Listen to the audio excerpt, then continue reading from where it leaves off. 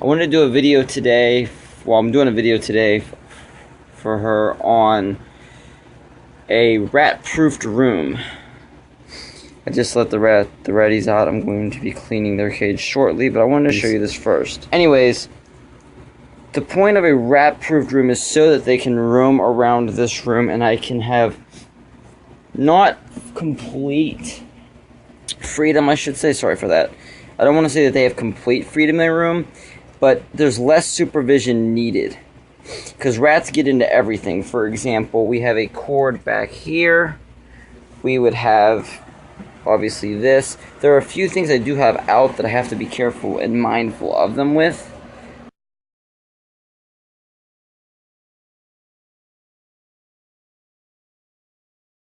But for the most part, everything is cleared up. Now, for example, let's go to the cord that I just showed you. It strings behind their cage. But if you look behind their cage, I don't know if you'll be able to see it. Probably not.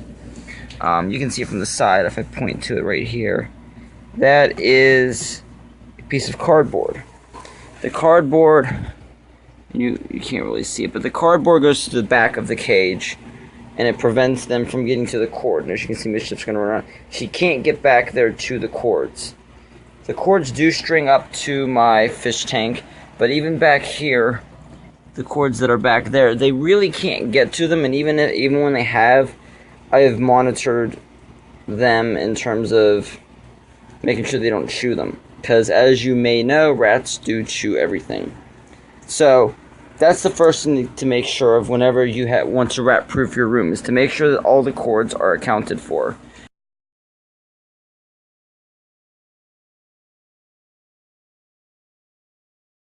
Second thing, and it's kind of obvious, but it needs to be said, make sure the room is clean.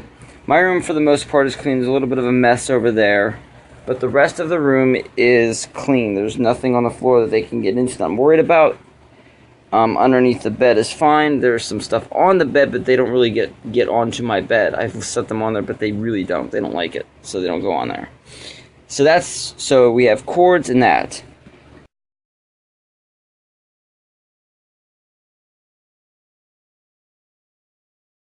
The third thing is to make sure that there is nothing dangerous.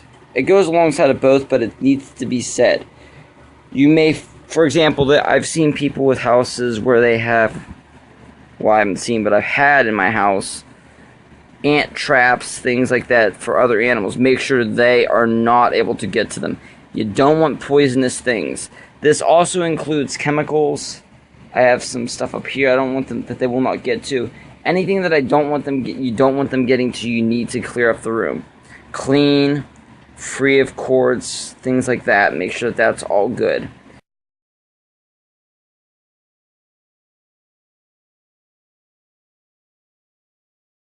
The second thing is the areas you don't want them to go to. For example, I have these little areas back here. They are little cubby holes. I have them sealed off. That one's sealed off. That one is very sealed off because that's a very easily accessible one. And even that's sealed off, but we'll get more into that later. But these little cubby holes are sealed off. They cannot get back to there. That is a cat litter box. I have that sealed off. They can't get to that. Primarily, making a rat-safe room is a little bit of no-brainer stuff. It's a matter of making sure they can't get to things. My TV was a big area for me, too. So I have this whole area right here kind of blocked off. They can get to where I have, as you can see, I have like a little record player and a thing. They can go into those little areas, but if you look underneath, you can sort of see, if I point down, you can see where there is stuff blocking those holes. I just stuffed newspapers and things like that underneath those areas. I have another piece of cardboard there blocking that back off, a cardboard in that little small spot. Whoa, my little rat just bit me. In there, blocking that off. They can't get back to any of the cords, because and I don't know if it'll show, but it probably won't, but there are tons of cords in that back area that I don't want them getting to. So I've prevented them from reaching those little back areas. Again, any area there's another spot of cardboard where I blocked. Any areas I don't want them getting to, I've blocked it off with cardboard. This includes my stairs to my room.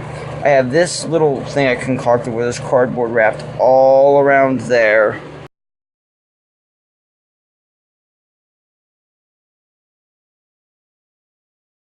You really need to watch your rats and see what they're doing. My rats, as you can see, are loving to play around. These are my two new girls. They are very timid, very shy. They may not come out. I'm just, they're getting there. But when a rat is out, when your rats are out, you can't just let them out and go for it. Some people have special rat rooms where they can, but even then, they make sure they're watching their rats. Rats need supervised when they're out. Very big thing. You can already see my rats are climbing all over those areas. You need to make sure your rats are supervised. You want to listen to the sounds while they're out, especially chewing sounds. You can hear when they're chewing things. You want to make sure that they're not chewing anything. So you want to listen for the sounds of chewing. Watch where they're at. Make sure you have a head count of them. And here's a really good thing to do when you have rats out. It's a very good tip. For your rats, if you're going to be doing this with a rat-proof room, you got the room ready, the room's rat-proof and that. Before I even let my rats out of the room, before I even let them leave the cage, I made sure they were trained. So if I shake their treat jar, like watch this.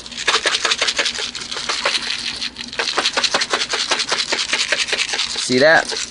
Even the girls in there are coming over.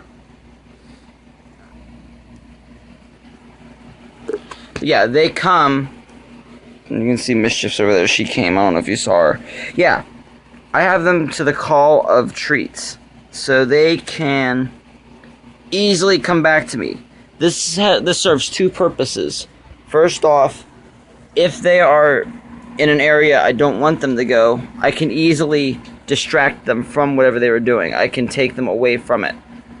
The second thing that this does is when it comes time for me to put them back in their cage, there you go.